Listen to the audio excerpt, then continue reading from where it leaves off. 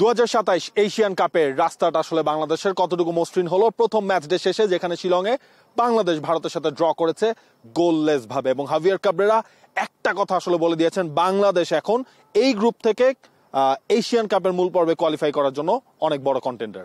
এই গ্রুপের এখন পর্যন্ত ফার্স্ট ম্যাচ ডে শেষে যা অবস্থা তা হচ্ছে বাংলাদেশ, ইন্ডিয়া, হংকং, সিঙ্গাপুর সবার পয়েন্ট 1-1-1-1, অর্থাৎ অন্য ম্যাচও ড্র হয়েছে এবং সারপ্রাইজিংলি ওই ম্যাচও গোল শূন্যভাবে ড্র হয়েছে সিঙ্গাপুর এবং হংকং এর ম্যাচ।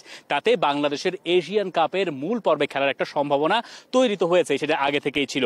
একটা মাত্র দল এই গ্রুপ থেকে চলে যাবে এশিয়ান কাপে মূল পর্বে, এবং হাভিয়ার কাবরেরা বলছেন যে এই চারটা দলের ভেতরে যারা বেশি পয়েন্ট লুজ করবে তারাই আসলে যেতে পারবে না, এবং যারা পয়েন্ট গেইন করবে সেটা তো তারা যাবেই। এবং বাংলাদেশের ঘরের মাঠের পরীক্ষা তো আছেই, বাংলাদেশ ঘরের মাঠে সাধারণত ভালো খেলে। একটা আওয়ে ম্যাচ বাংলাদেশ উতরে গেল, কিন্তু উতরে কি গেল, বাংলাদেশে তো জেতা উচিত ছিল মনে। দেখেন হাভিয়ার কাবরেরা যেটা বলছেন যে পয়েন্ট লুজ করলে যেই দল পয়েন্ট লুজ করবে তারা আসলে যেতে পারবে না। আলটিমেটলি এখন ম্যাচের শেষে আমরা বলতে পারি বাংলাদেশ কিন্তু এই ম্যাচ থেকে 2টা পয়েন্ট লুজ করেছে হয়তো। হ্যাঁ, বাংলাদেশ 2টা পয়েন্ট লুজই করেছে আসলে বলতে হবে, কারণ ম্যাচটা বাংলাদেশ যেভাবে স্টার্ট করেছিল, একেবারে ম্যাচের শুরুতে আসেন তখনও মনে হয় মানে কেউ ঠিকঠাক ভাবে প্রেস বক্সেও বসেনি, স্টেডিয়ামের গ্যালারিতেও তখন ভারতীয় দর্শকরা সবাই আসেনি। এর মধ্যে মুজিবুর রহমান জনি একেবারে বিশাল কাইতের একটা মিস্টেক থেকে একটা ওপেন নেট ছিল, তখন তিনি সাইড নেটে বলটা মারলেন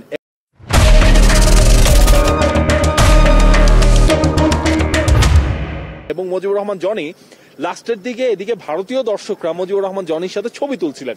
তখন জনি আমার খুব কাছাকাছি ছিল, জনিকে আমি বললাম, জনি ঘটনাটা আসলে কি হয়েছিল? জনি বলতেছে যে ভাই এটা একটা বড় মিস্টেক হয়ে গেছে, মানে আমি বলটা অন্য পায়ে পেয়ে গিয়েছিলাম, আমি সেই পা দিয়ে করেছি তখন আসলে সেটা। জনি যিনি আগের ম্যাচে গোল করলেন মালদ্বীপের বিপক্ষে ইন্টারন্যাশনাল ম্যাচে, বক্সের বাইরে থেকে দারুণ স্ট্রাইকে গোল করেছিলেন, তার আসলে যখন সেকেন্ড ম্যাচ পরের ম্যাচই হয় এটা ইন্টারন্যাশনাল ম্যাচ, তখন আসলে তার কাছ থেকে এক্সপেকটেশন থাকে যে তিনি ওটা ফিনিশিংটা করতে পারবেন, অ্যাটলিস্ট অন টার্গেটে হিট করতে পারবেন। তিনি ওখান থেকে সাইড নেটে মেরেছেন, গোলকিপার ধারে কাছেও ছিলেন না। তো এইটা প্রচন্ড হতাশার, এবং জানেন বড় দল এবং ছোট দলের তফাৎটা আসলে দিন শেষে ফুটবলে কোন জায়গায়, ঠিক এই জায়গাতে যখন আপনার প্রতিপক্ষ ভুল করবে আপনি তাদেরকে তার শাস্তি বুঝিয়ে দিতে পারছেন কি পারছেন না, তার উপরেই আপনার এই ইন্টারন্যাশনাল ম্যাচগুলোর ভাগ্যটা নির্ভর করে।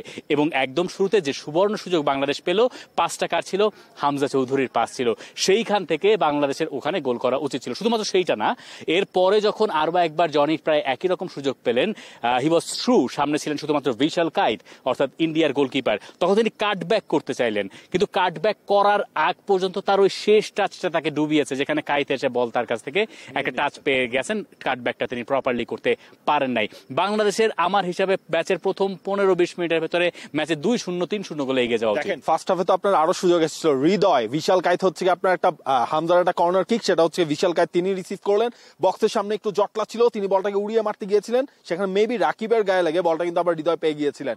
হৃদয় এরপর সেখানেও একটা ওপেন নেট ছিল, সুভাষিস শেষ মোমেন্টে এসে বলটা স্টপ করলেন, একটা গোল লাইন ক্লিয়ারেন্স, সেই জায়গায় হৃদয়েরও আসলে গোল করা দরকার ছিল। এবং হাভিয়ার কাবরেরা ম্যাচ শেষে আসলে যেটা বলছেন যে ওই ম্যাচের প্রথম 15-20 মিনিটের মধ্যেই বা ফার্স্ট হাফটাও যদি আমরা ধরি, ম্যাচটা আসলে কিল করে দেওয়া দরকার ছিল। আর হামজা চৌধুরী বলছেন যে প্রিমিয়ার লিগেও লোকে গোল মিস করে, তিনি বলছেন ওয়ার্ল্ড কাপ ফাইনালেও গোল মিস হয়, এটা তিনি সেভাবেই দেখছেন। তার সতীর্থ জেমি ভার্ডি থাকলে অবশ্য গল্পটা অন্যরকম হতো। বাংলাদেশে একজন গোল স্কোরারের অভাব অবশ্য আছে, এ নতুন কিছু নয়। শাহরিয়ার ইমন নাম্বার 9 হিসেবে তিনি স্টার্ট করেছিলেন আজকের ম্যাচে, রাকিবের সঙ্গে তার বেশ কিছু ইন্টারচেঞ্জ আমরা ম্যাচে দেখছিলাম। শাহরিয়ার ইমনও 2টো হেডার পেয়েছিলেন, একটা মোরসালিনের ক্রস থেকে, যে ক্রসটায় আসলে খুব একটা পাওয়ার ছিল না, আরো এর আগে আরো একটা হেডার ছিল। একজন ক্লিনিক্যাল, যদি শাহরিয়ার ইমন আরো ক্লিনিক্যাল হতে পারতেন এইভাবে যদি আমরা বলতে পারি, তাহলে বাংলাদেশ বোধহয় আরো বড় ব্যবধানে এগিয়ে যেতে পারে। এই জায়গায় সন্দেশ ঝিঙ্গান এবং রাহুল ভেকে এই দুজনকে কিন্তু বিট করে মাঝখানে স্পেসের মধ্যে তিনি জায়গাটা নিয়ে নিয়েছিলেন, এবং সেই হেডে তিনি আসলে কানেক্টটা করতে পারেন নাই। তো এই মিসগুলো বাংলাদেশকে শেষ পর্যন্ত আক্ষেপটা দিচ্ছে যে এই ভারতের মাটি থেকে 2 পয়েন্ট পাওয়া, আসলে আরো 2 পয়েন্ট পাওয়া সম্ভব ছিল, সেটা হয়নি। তবে আপনি অন্য দিক থেকেও চিন্তা করেন, ভারত প্রথম দিকে একটু স্লো ছিল, 20 মিনিট প্লাসে যে তারা আসলে প্রথম আক্রমণটা করতে পেরেছে। বাংলাদেশ কিন্তু ম্যাচটা তখন আসলে একটা টেনশনে ভর করেছিল বাংলাদেশের, যখন তপু বর্মন প্রথমে একবার তার হ্যামস্ট্রিং এ লাগলো, তিনি একটু বাইরে গেলেন, আবার মাঠে ঢুকলেন, কিন্তু খানিকক্ষণ পরে কিন্তু তপু বর্মনকে স্ট্রেচারে করে মাঠ ছাড়তে হয়েছিল। তখন আসলে কি হলো, শাকিল আহাদ তপু একেবারে একটা নতুন ছেলে, তাকে রাইট ব্যাকে স্টার্ট করানো হলো, তখন তপুকে সেন্টার ব্যাকে নিয়ে আসা হলো। সেই তপু কিন্তু শাকিল আহাদ তপুকে, সেই তপু কিন্তু ট্রিমেন্ডাস ছিলেন পুরো ম্যাচটা জুড়ে, দারুণ খেলেছেন শাকিল আহাদ তপু, এবং সম্ভবত এই ম্যাচের ম্যান অফ দ্য ম্যাচের পুরস্কার যদি তাকে দেওয়া হয় আমি খুব একটা অবাক হব না। রাইট ব্যাকে স্টার্ট করলেন ইয়াং ডিফেন্ডার, এর আগে মালদ্বীপের সঙ্গে তিনি খেলেছিলেন, এরপরে গিয়ে তাকে খেলানো হলো সেন্টার ব্যাকে। কি দুর্দান্ত সব ক্লিয়ারেন্স করলেন এবং আন্ডার প্রেসার সুনীল ছেত্রীকে সামলাচ্ছেন, যার প্রথম লক্ষ্য ছিল ম্যাচে প্রথমে সামলাবেন তিনি লিস্টন কোলাসোকে, এরপরে তার টার্গেট হলো সুনীল ছেত্রীকে সামলাতে হবে। কি দুর্দান্ত ভাবে তারিক কাজীর সঙ্গে তিনি এমন ভাবে মানিয়ে নিলেন যে বোঝার কোনো উপায় নাই যে এই ছেলেটা মাত্র তার মানে এটা তৃতীয় ইন্টারন্যাশনাল ম্যাচ, তৃতীয় কি তাই হবে মানে সবকিছু মিলিয়ে। তো এইটা শাকিল আহাদ তপুর জন্য সামনে ভবিষ্যৎ উজ্জ্বল বলেই মনে হচ্ছে।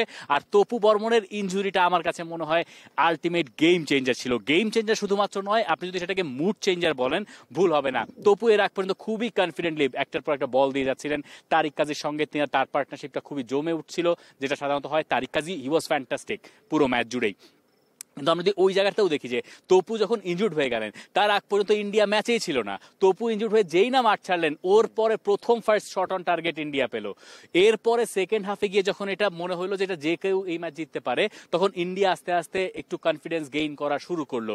ওই যে তপু যাওয়ার পরে শাকিল আহাদ তপুকে ওখানে আনা হলো, রাইট ব্যাকে তো রহমত খেললেন, রহমতের টার্গেট পড়লো তখন লিস্টন কোলাসোকে ঠেকানো। লিস্টন কোলাসোর যে গতি, তার সঙ্গে 2-1 গজ সবসময় পিছিয়ে পড়তে হচ্ছিল, লিস্টন 2-1 গজ সামনে এগিয়ে যাচ্ছিলেন। এই জায়গায় পরে গিয়ে আমরা দেখলাম যে বেশ কিছু সুযোগও তৈরি হতে পারত, ওইখানটায় বাংলাদেশের একটা বড় দুশ্চিন্তার কারণ তৈরি হয়ে গিয়েছিল। রহমত আবার বেশ কিছু লং থ্রো দিয়ে সেই ব্যাপারগুলো অনেক সময় পুষিয়ে দেওয়ার চেষ্টা করছেন, কিন্তু বাংলাদেশ দলে একজন সেন্টার ব্যাক, আরেকজন সেন্টার ব্যাকের অভাবটা এই ম্যাচে আমার কাছে পার্সোনালি আমি একটু অনুভব করেছি। যে আরেকজন সেন্টার ব্যাক যদি অ্যাটলিস্ট সাইড বেঞ্চেও থাকতেন, হ্যাঁ তপু আর তারিক হয়তো স্টার্ট করলেন, শাকিল আহাদ তপু তো সেন্টার ব্যাক, আপনার যে 3 সেন্টার ব্যাক আছে 3 সেন্টার ব্যাক আপনি স্টার্ট করেছেন, আপনার সাইড বেঞ্চে কোনো সেন্টার ব্যাক ছিল না। ম্যাচের এইরকম যে পরিস্থিতি তৈরি হতে পারে সেটার জন্য বাংলাদেশ কতখানি প্রস্তুত ছিল এটা কোচিং ম্যানেজমেন্টই হয়তো ভালো জানে। দেখেন এই জায়গায় হচ্ছে কি সেকেন্ড হাফে বাংলাদেশও যে একেবারে সুযোগ পায় নাই তাও কিন্তু না, সেই তুলনায় হয়তো বা ভারতের তুলনায় একটু কম পেয়েছে। বাংলাদেশ নিজেদের রক্ষণটা ঠিকঠাক রেখেছে।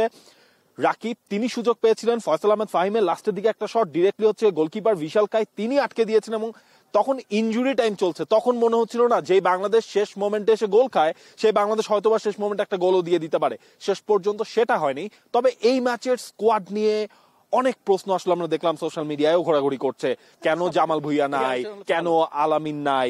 এর উত্তরটা মনে হয় হাভিয়ার কাবরেরা ম্যাচ শেষে প্রেস কনফারেন্স আসলে দিয়েছেন। তিনি বলছেন যে আলামিনকে তিনি স্কোয়াডে রেখেছেন, আলামিন দলের সঙ্গে আছেন, অভিজ্ঞতা তার অর্জন হয়েছে, তিনি ম্যাচে নামানোর মতো পরিস্থিতি তাকে পান নাই, এটা তার ব্যাখ্যা।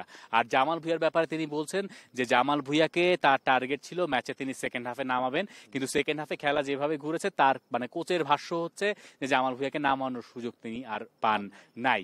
আর যদি আবার সেকেন্ড হাফে আসে যে বাংলাদেশের সুযোগগুলো, একটা সোহেল রানার শট রিবাউন্ডে বিশাল কাই সেভ করলেন, রিবাউন্ডে আসলো, তারপরে ওই সুযোগটা 89th মিনিটের সময় দারুণ এক ফার্স্ট টাচে বল টেনে এনে বাংলাদেশ ইন্ডিয়াকে কাঁপিয়ে দিয়েই ছিল, আসলে দিতেই পারতো। বাংলাদেশের এই পারফরমেন্সের পরে বাংলাদেশের এই 2 পয়েন্ট হারানোর আক্ষেপটা এই 6 ম্যাচ শেষে আবার পোহাতে হয় কিনা এইটা একটা কার মানে আলোচনার বিষয় হতে পারে, কিন্তু বাংলাদেশ এই ব্যাপারে আশ্বস্ত হতে পারে। বাংলাদেশ যদি এই ধারাবাহিকতা বজায় রাখতে পারে, বাংলাদেশের এরপর যদি আবার ফাহমিদুল আসেন জুনের উইন্ডোতে, আপনি ওই উইংটার ওই ফ্ল্যাঙ্কটার কথা চিন্তা করেন, যেই ফ্ল্যাঙ্কে মানে রাকিবকে নিয়ে আমরা কথা বললেন, রাকিব ওয়াজ ব্রিলিয়েন্ট, মানে যে স্টার্টটা করেছেন এই রাকিবকে দেখে আমরা 2023-এর সেই সাফের রাকিবকে আমরা দেখতে পেয়েছি।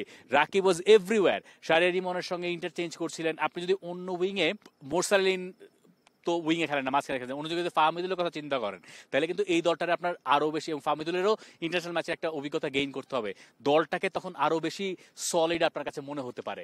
আবার বিশ্বনাথ ঘোষ যদি আসেন রাইট ব্যাকের পজিশনটায়, দলটার রাকিবের আরো সুবিধা হবে। বিশ্বনাথ ঘোষকে তো এই দল মিস করেছে, স্কোয়াড মিস করেছে, মানে বিশ্বনাথ ঘোষের মিসিংটা ছিল সবচেয়ে বড় মিসিং। হয়তোবা জুনের আগে বিশ্বনাথ ঘোষ ফুল ফেজে ফিট হয়ে তিনি এই বাংলাদেশ দলটার সাথে যোগ দিতে পারবেন। ফাহমিদুল, বিশ্বনাথ ঘোষ এবং আরো যারা যারা আছেন তাদের সবার যদি একটা সমষ্টিগত কম্বিনেশন প্লে হয় তাহলে হয়তো বা বাংলাদেশের জুনের যে ম্যাচ রয়েছে সেটা তো নিজেদের হোম ম্যাচ, সেই ম্যাচে ভালো কিছু আসলে করতে পারে। ম্যাচ শেষে ভারতের রিসেন্টলি সাবেক হওয়া এক ফুটবলার, মানে তিনি ওইভাবে তাকে সাবেকও বলা যাবে না, তিনি মোহনবাগানে খেলেছেন, ইন্ডিয়া ন্যাশনাল টিমে খেলেছেন, তিনি আমাকে মেসেজ করেছিলেন, তিনি আমাকে বলছেন এই বাংলাদেশ ট্যাকটিক্যালি সুপার, মানে পুরোপুরি ভারতের যারা যেসব ফুটবলার রয়েছে তাদের সবাইকে আসলে অবাক করে দিয়েছে এই বাংলাদেশে। বলছিলেন যে হামজা এখানে একটা কি ফ্যাক্টর, যিনি আপনাদের ফুটবলকে অনেক দূর নিয়ে যাবে বলে আসলে তিনি বিশ্বাস। কোনো সন্দেহ নাই যে হামজা চৌধুরী ওয়াজ সুপার। হামজা চৌধুরীকে নিয়ে অনেক কথা বলার সুযোগ আসলে আছে। আমি একটু আমার ব্যক্তিগত অভিজ্ঞতা মানে শেয়ার করি। হামজা যখন খেলছিলেন বাংলাদেশের জার্সি পরে, এটা আমার জন্য খুবই ইমোশনাল একটা মুহূর্ত ছিল। আমার আপনার জন্য তাই, আমার ধারণা যারা কোটি কোটি সমর্থক বাংলাদেশে খেলা দেখেছেন সবার জন্য, যে এই প্লেয়ারকে আমরা যেভাবে স্ক্রিনে দেখেছি, এরপরে হামজা চৌধুরী বাংলাদেশকে রিপ্রেজেন্ট করছেন, যেভাবে তিনি টিমটাকে লিড করলেন সবগুলো জায়গায় বারবার করে, তিনি সবাইকে গিয়ে বলছেন যে অল ইজ ওয়েল, তিনি সবাইকে পিঠ চাপড়ে দিচ্ছেন। তিনি ম্যাচ শেষেও তিনি হচ্ছে গিয়ে আপনার ঠিক এই জায়গায় বাংলাদেশের ডাগ আউটের এখানে সবাইকে চিয়ার আপ করছেন, সোহেল রানার সাথে কথা বলছেন ওই মোমেন্টে কি করলে কি হতো। হ্যাঁ, আপনি পিচ সাইডে ছিলেন, হাসি খুশি একটা ফেস আসলে আমরা হামজা চৌধুরীকে দেখলাম। পুরো দলকে নিয়ে তিনি আসলে যাচ্ছেন, মানে ডেফিনেটলি হামজা চৌধুরী মানে এক নতুন বাংলাদেশের, বদলে যাওয়া বাংলাদেশের সবচেয়ে বড় ব্র্যান্ড বয় বা পোস্টার বয় আসলে তিনি হতে যাচ্ছেন। এবং দেখেন আমরা শিলংয়ে আমরা বাংলাদেশ দলকে কভার করছি, আমি খালি ঢাকার উন্মাদনা দেখলাম, মানে আমি পুরো অবাক হয়ে গেছি। সবকিছুই হয়েছে এক হামজার জন্য। মানে ফুটবলটা যে বাঙালির খেলা, বাংলাদেশের মানুষের প্রাণ, সেটা প্রমাণ করেছে যখন জায়ান্ট স্ক্রিনের সামনে আমরা হাজার হাজার মানুষকে দেখেছি। জায়ান্ট স্ক্রিনে খেলা দেখতে মানুষের ঠাসাঠাসি দেখেছি, হুড়োহুড়ি দেখেছি, মানে লিটারালি এখানে বসেও আমরা ফিল করেছি বাংলাদেশিরা আপনারা আসলে ফুটবলকে কতটুকু ভালোবাসেন, কতটুকু পছন্দ করেন।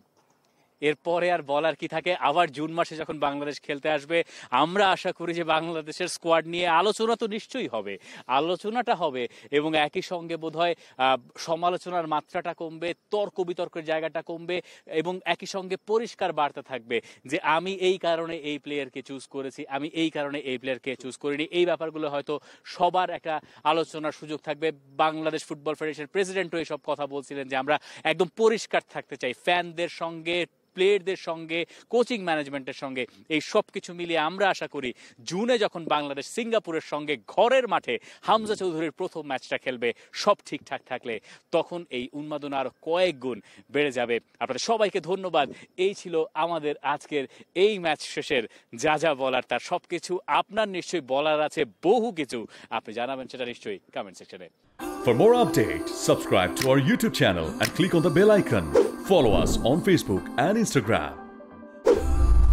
Download T-Sports app to enjoy exciting games and highlights.